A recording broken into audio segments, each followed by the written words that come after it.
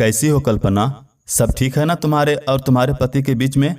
मैंने सुना है तुम अपने पति से परेशान हो और अब उनसे तलाक लेना चाहती हो। तुमने वकील की सेवाएं भी ले रखी है, ऐसा मैंने सुना है। अभी कहाँ हो, अपने मायके या ससुराल में? कल्पना की मौसेरी बहन प्रियंका ने एक साथ कई सवाल कल्पना के सामने फोन पर रख दिया। आपसे यह सब किसने कहा? कल्पना ने पूछा। इससे क्या फर्क पड़ता है किसने कहा, कब कहा? तुम यह बताओ, माजरा क्या है? क्या सचमुच तुम्हारा तलाक हो रहा है? प्रियंका ने पूछा। नहीं दीदी, ऐसा कुछ नहीं है। मैं अपने पति के साथ खुश हूं। मेरी शादीशुदा जिंदगी में कोई भूचाल नहीं आया। मुझे कोई परेशानी नहीं है, ना ही मैं अपने पति से तलाक ले रही हूं। कल्पना ने कहा। तुम कह रही हो तुम्हारे पति और तुम्हारे बीच सब ठीक है, तो मुझे यह जानकर खुशी हुई। पर अगर तुम्हें सचमुच कोई परेशानी है तो तुम मुझसे निसंकोच कह सकती हो।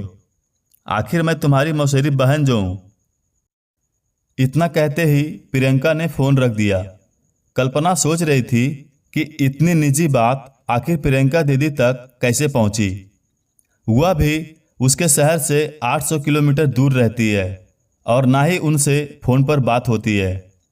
पिछले साल दिवाली पर बात हुई थी और इस बात को काफ़ी समय भी हो गया है।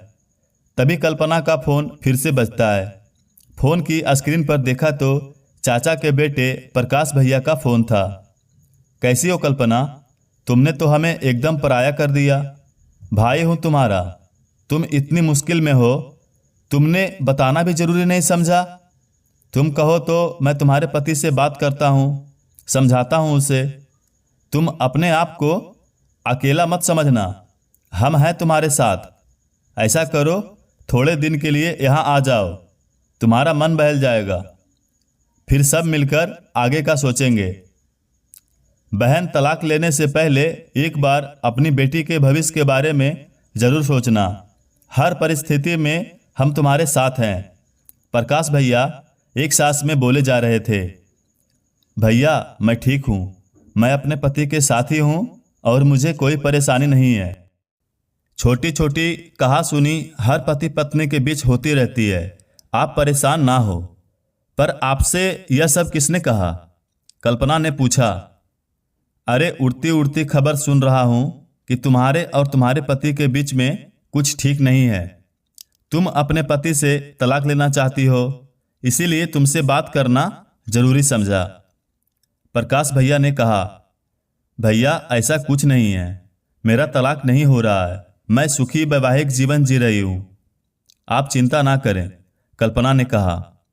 कल्पना एक सुंदर, संस्कारी, अपने परिवार से प्यार करने वाली गृहिणी थी, लेकिन उसकी एक ही कमजोरी थी कि वह बहुत भावुक महिला थी।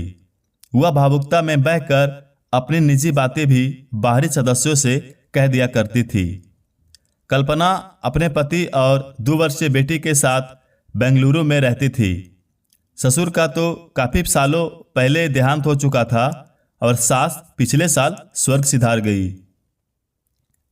कल्पना पारिवारिक सदस्यों के साथ छोटी मोटी कहासुनी को भी जग जाहिर कर दिया करती थी। ऐसा करके वह अपना दिल हल्का करती थी। वह नहीं जानती थी कि इसके परिणाम घातक भी हो सकते हैं। सास ने कई बार समझाना चाहा कल्पना को कि कई समस्याएं मौन रहकर ही सुलझ जाती है। चारों तरफ ढिंढोरा पीटने से समस्याएं और बढ़ जाती है, पर कल्पना अपने स्वभाव से लाचार थी। कल्पना फोन रखते ही 2 महीने पुरानी घटना पर विचार करती हैं। यह क्या, आज फिर भिंडी की सब्जी टिफिन में रख दी? और कुछ बनाना आता भी है या नहीं? अरे, मेरे सहकर्मियों की पत्नियां कितना कुछ भेजती हैं टिफिन में, और एक तुम हो, रोटी सब्जी देकर अपना काम निपटा लेती हो। अर्जुन ऑफिस से आते ही कल्पना पर बरस पड़ा। अरे, आप तो जानते हैं सोना को 3 दिन से कितना बुखार है।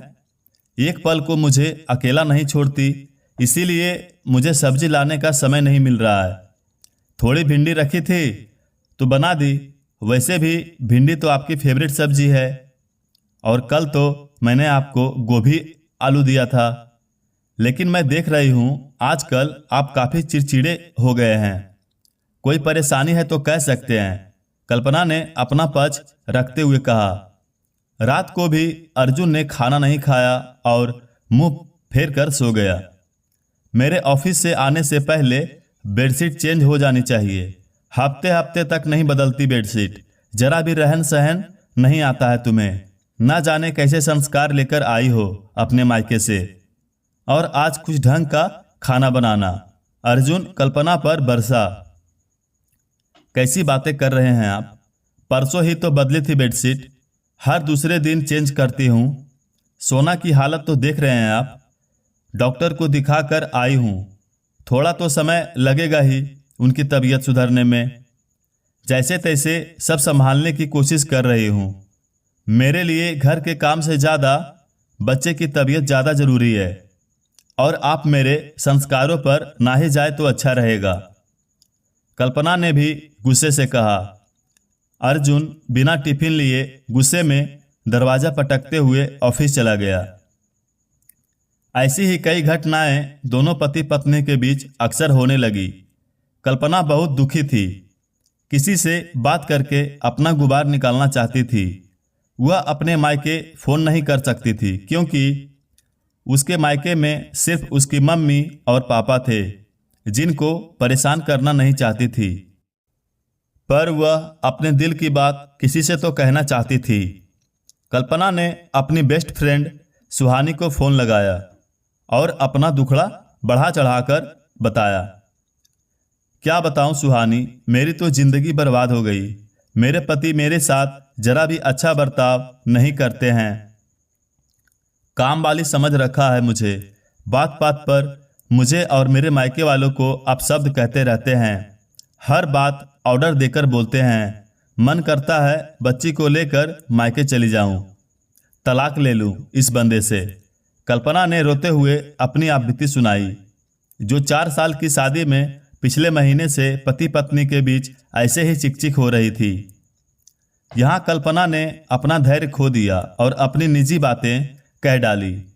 सुहानी कल्पना की सबसे अच्छी सहेली थी, पर दोस्तों में भी संबंध हमेशा एक जैसे नहीं रहते।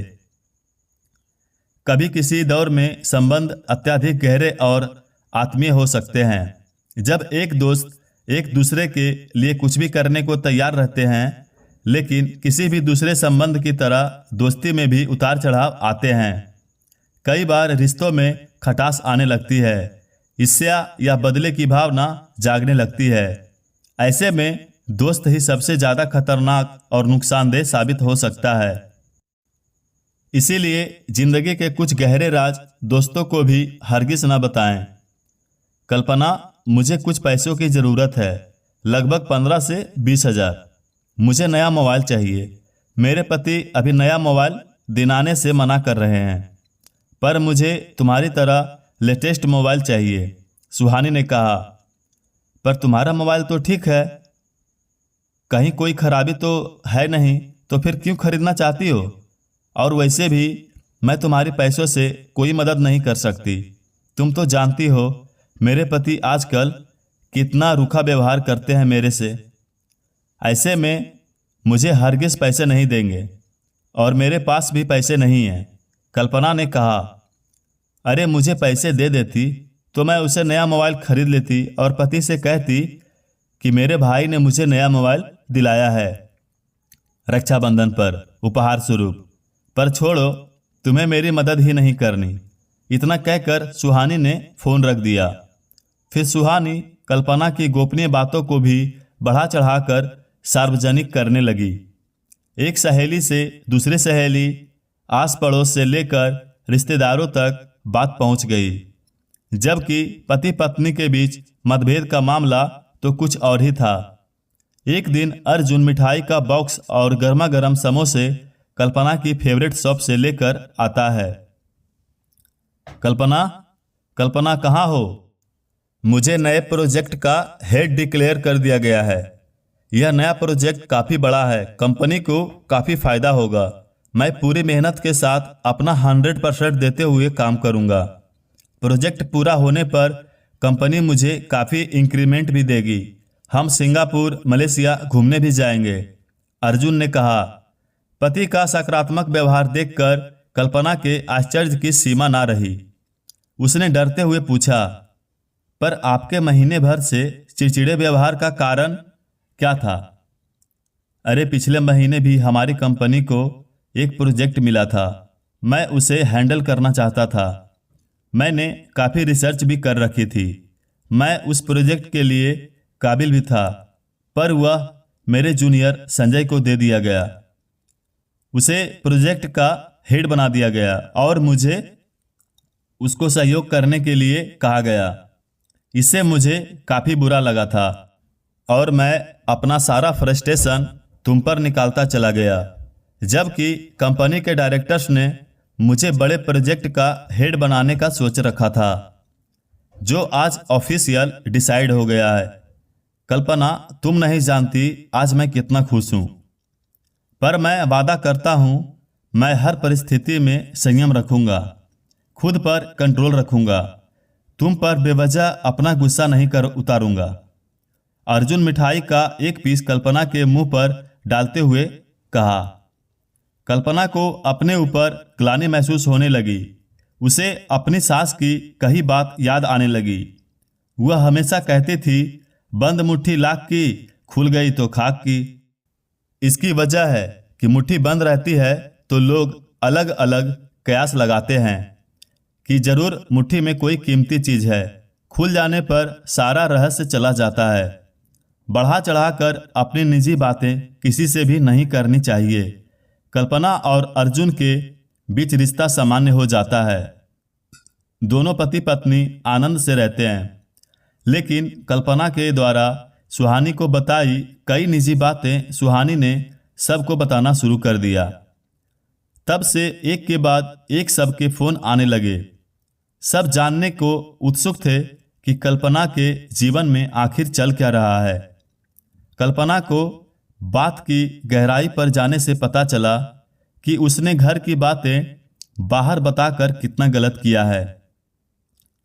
उसने अपने साथ साथ पति के मान सम्मान का भी ध्यान नहीं रखा। समाज में अपने लिए सम्मान कम कर दिया। कल्पना ने निश्चय किया कि आगे से अपनी समस्याएं अपने तक ही रखेंगी। निजी बातें गुप्त रखना ही सही है। दोस्तों, अपने परिवार के अंदर की किसी भी प्रकार की कला कभी दूसरों को नहीं बताना चाहिए। घर की बातों का जिक्र किसी के साथ नहीं करना चाहिए, भले ही कोई इंसान आपका कितना भी बड़ा हमदर्द या दोस्त क्यों ना हो। इससे अपमान का सामना भी करना पड़ सकता है।